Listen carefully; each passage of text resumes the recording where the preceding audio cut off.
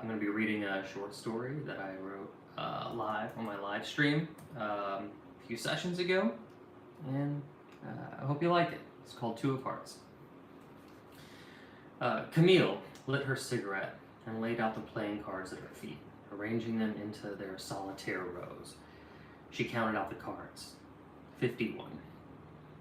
She stared at the 4 aces she had meticulously placed in the top right of her reach, her eyes wandering across the 8 stacks of cards before her. She needed a 2 desperately. She moved through the deck, her cigarette flailing in her mouth as she fumed with frustration. She was stuck, blocked. She'd never finish, not with a missing card. She kicked at them, knocking the game out of alignment. She took another drag of her cigarette. She got to her feet and started her search. She dragged her feet against the carpet. She dragged her feet against the carpet, tracking the cold ashes of paper and nicotine across the rough wool. She couldn't care less. There were more pressing matters. Solitaire was her momentary reprieve from work, a simple game with small victories for a life of losing.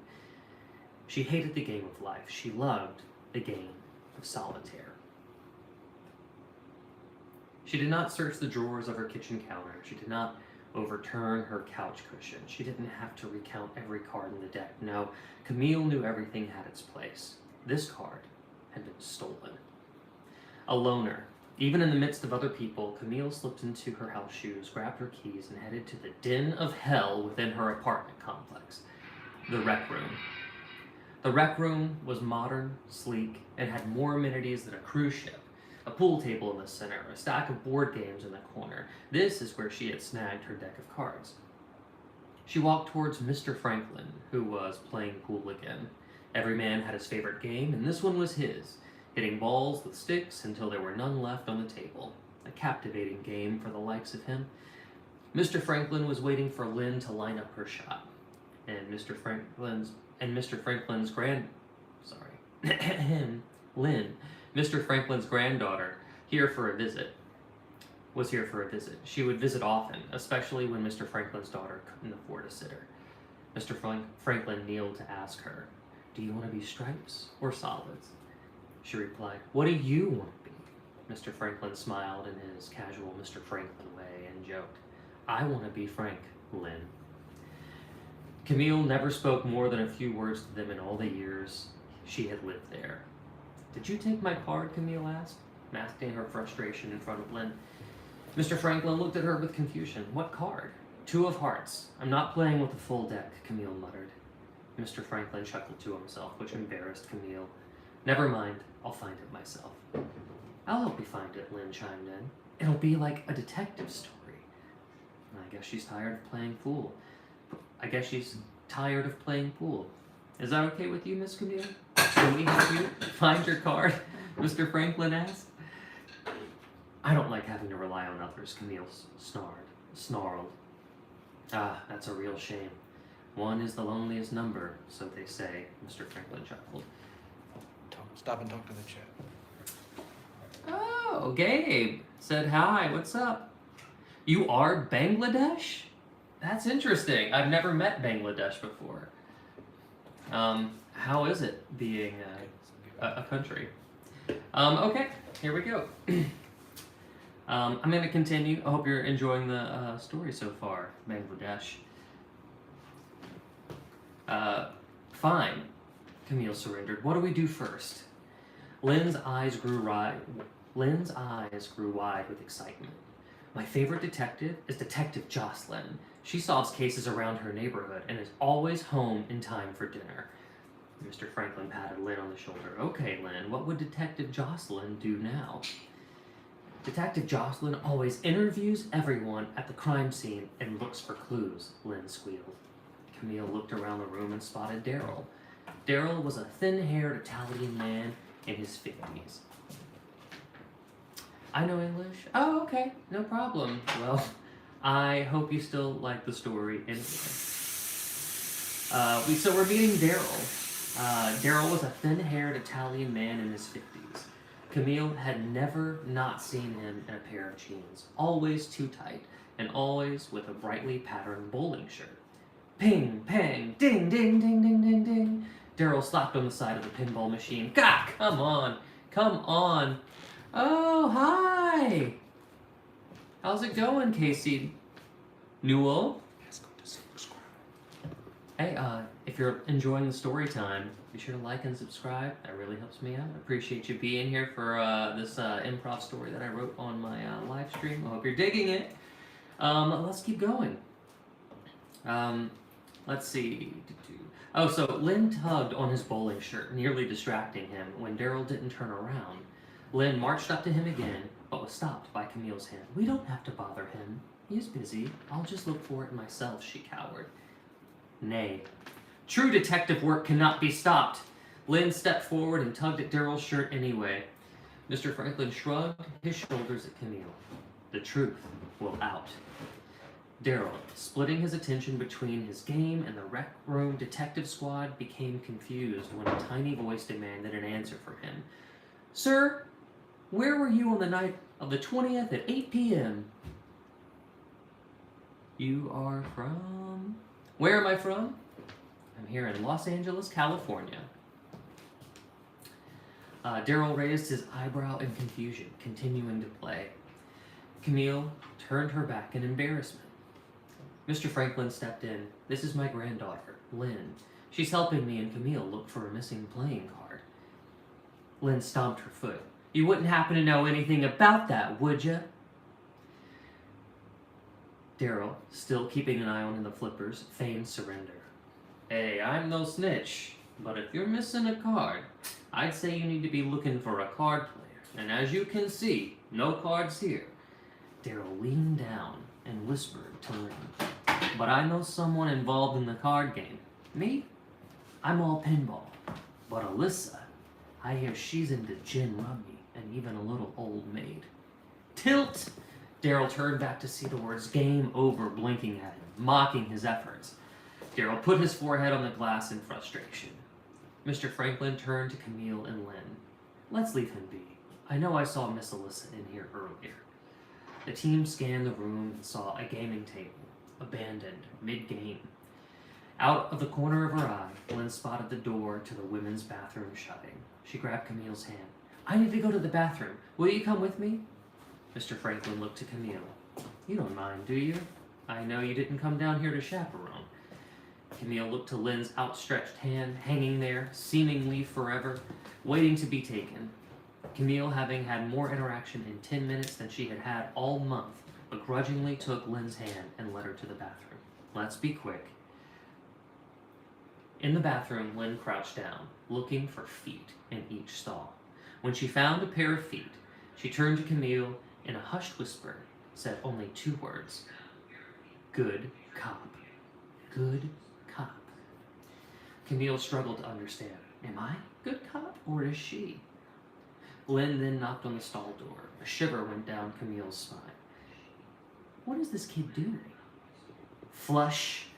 Emerging from the stall, confused and charmed to see a little girl with her hands on her hips, Alyssa, a savvy southern chic woman in her mid-30s, adjusted her silk blouse beneath her green blazer and tossed back the locks of her blonde bob cut. May I help y'all? Alyssa crooned. Lynn rocked back and forth on her heels, like she had been waiting all day. Thought you'd evade an interrogation, did you? Alyssa looked to Camille for an answer, but Camille had none. Lynn continued, taking a small pencil from her pocket.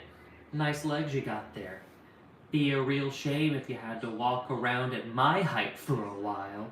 Lynn, sticking out her tongue, tried with all her might to snap her pencil in two, which finally, slowly, gave way. Is this your daughter? Alyssa asked. I don't... Camille started, but Lynn interrupted. She is my partner, Camille. She's all yours. Lynn marched behind Camille, forcing her to confront Alyssa. She's playing around. We're just looking for a missing card. 2 of hearts, and we heard you play, Camille assured her, while Alyssa glared at Lynn.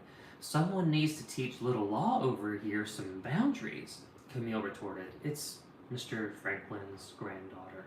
I'm just watching her for a few minutes. Lynn slowly pulled toilet paper from the stall, wrapping it around her hands. Did you need some tissue? 'Cause it looks like you're starting to sweat. Don't mind her. Did you happen to see the two of hearts anywhere? It's missing from the deck, Camille covered. Do you get my invitations to bridge or spades? We're always looking for others to play with, Alyssa replied. Ever since I was a kid playing with others, I was always picked last, and any team I was on never won, Camille admitted. But what about poker? You decide. You get the choice, and the odds are even. Every woman for herself, even if other people are there, Alyssa retorted. Well, that's easy for you to say, Camille thought. I'd rather not bet or raise. I'm afraid I'd only fold. Alyssa caved. I don't use the cards from the rec room. I have my own custom deck. They have birds on them. My two of hearts has a pinion J. As Alyssa moved to wash her hands, Camille cast a sideways glance at Lynn, who shrugged her shoulders. Camille had an urge to offer up something. Just something to say. Something to share. My dad was a bird watcher. In the mirror, Alyssa smiled at Camille. Well, I look forward to hearing more about it. Maybe next time we all sit down to play? Alyssa took the giant bundle of tissue out of Lynn's hands, dried her skin, and tossed them in the trash. Before exiting, Alyssa turned back to Camille. You know Stanley? His stage name is Sleight of Hand Stan. All he does is make cards disappear. You should ask him. And in the bat of an eye, Alyssa was out the door. Camille gently challenged Lynn. You gonna wash those hands? Moments later in the rec room, they reunited with Mr. Franklin. Camille, feeling more seen than she had been in years and anxious about it, was just about to confess to Mr. Franklin that she had wanted to give up the search, to go back home and sit in the dark, unbothered. Camille felt as if another set of eyes in the room were seeing her soul. In the corner of the room sat a man, sleight of hand Stan, wearing a top hat and sitting deep inside a plush, purple beanbag chair. His bedazzled jacket caught the light, casting a sparkling rainbow of shininess with every little move he made. Lynn, still hot on the trail, rubbed her hands together in excitement. There's our mark. Look at him. He doesn't even know what's coming. Trying to weasel out of her discomfort, Camille turned to Mr. Franklin. I can't. It's useless. I'm just gonna go. Thank you for trying. Well, that's a shame. I know Lynn is having so much fun, and you still haven't played your full hand yet. How are you ever going to know if you won if you don't put all of your cards on the table? Mr. Franklin tilted his head, offering a kind, inviting smile. Camille was conflicted. Her urge to retreat was now being challenged by a desire to stay. It was a feeling she hadn't felt in a long time. She wished she had more time to ponder what it meant, but her thoughts were interrupted by the loud, crunching sounds of an older man trying to lift himself out of a beanbag chair. Lynn, already across the room and on the case, was helping Stan to his feet. Mr. Franklin and Camille rushed to catch up to her. He's got a guilty look on his face if I've ever seen one, she declared. That's just my face, Stan said, defensive. What's going on here? Mr. Franklin chimed in. Excuse my granddaughter. She's playing detective. So, word on the street is, you're a card guy, Lynn pushed. Stan smiled and replied with a confident ease. You tell me. Then Stan proceeded to make card after card after card relentlessly, endlessly appear from nowhere. Lynn jumped up and down, nearly demanding Stan. The two of hearts! We're looking for the two of hearts! Oh, Stan held his hand at his chest, taken aback. But I don't have the two of hearts. You do. Thanks, Gabriel St. Ernest. Appreciate it. Stan reached behind Lynn's ear, and from behind it, pulled a perfectly manicured two of hearts. Lynn took the two of hearts from Stan. She handed it to Mr. Franklin, and Mr. Franklin showed it to Camille. Is this your card? Camille smiled with relief. My two of hearts. Sleight of hand Stan interjected. I don't mean to be rude or anything, but I bought these cards myself. Turning the card around, Camille studied the back of it. She had to admit defeat. It's not from the same deck. My deck is blue, his deck is red. She forced a smile and handed the 2 of hearts back to Stan. I need a cigarette. Camille peeled away from Mr. Franklin and Lynn and shoved her way through the heavy door, the wind pushing her back from the other side, forcing her to use the entire weight of her body to open it. As the tiny flame lit up her cigarette, she took a deep inhale, hoping the smoke would suffocate her anxiety. She didn't even particularly like smoking, but it was always a good reason to get a moment alone. A small dog with a matted brown coat walked up to her with a small rectangle peeking out from its mouth. For a moment, Camille thought, could that be the card? But upon closer examination, it was not. Just a stray, being a stray, eating whatever scraps it could find on the ground and presenting her with whatever gift it thought it could trade in for food. Camille had always felt like a stray. Ever since Archie passed 15 years ago, she had trouble maintaining all the friendships he had made on their behalf. Maybe she wanted to let those relationships go. The remainder of Archie being too painful. The hurt was so bad, she felt it in her chest. It made her dizzy, nauseous. She sat alone, her knees curled to her chest, her arms locked tight around them to hold in the overwhelming feelings. She kneeled down, took another drag of her cigarette, and petted the head of the stray dog. You're lucky to be alone. The moment she said it, she regretted it. She scratched behind his ear. I'm wrong. I don't want to lie to you. It's harder, actually.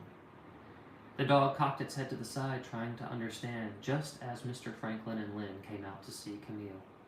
Smoking is bad for you, Lynn said, matter of fact. Camille quickly extinguished the cigarette. The stray dog stayed by her side. Mr. Franklin, Mr. Franklin reached into his back pocket and pulled a 2 of hearts with a blue back. I saw you standing out here and I just couldn't keep it in anymore. When you and Lynn were in the bathroom, I noticed it stuck between boggle and sorry. Camille slowly took the card, raising an eyebrow to Mr. Franklin. I told him not to tell you yet. We were having so much fun playing, Lynn said. He likes you and he won't say it. Mr. Franklin stepped in front of Lynn to cut her off. I shouldn't have done it, but I'm glad I did. Like she said, it was fun while it lasted. And I do like you, Miss Camille. He brushed his sweaty hands against his pants. I guess you'll be headed back to your apartment now? Yes, I'm going to go upstairs now. Her declaration hung in the air. It stung Mr. Franklin's heart a bit. I need to clean up this dog and get something to eat. Do you want to come? Camille smiled, looking back at them. Lynn's face lit up with the force of a million fireworks, and Mr. Franklin smiled and joined Camille as they all headed back inside. The stray had found its pack. All right, that's it. That is the 2 of Hearts story. If you like that, you can always follow me on Twitch or YouTube. You can watch me write these short stories on YouTube Live. Be sure to like, subscribe, give me a follow. Always appreciate any little extra attention I can get on Vertical. This was also like my big first Vertical live stream too. So I hope you enjoyed it. And thanks. I'll see you next time. Bye.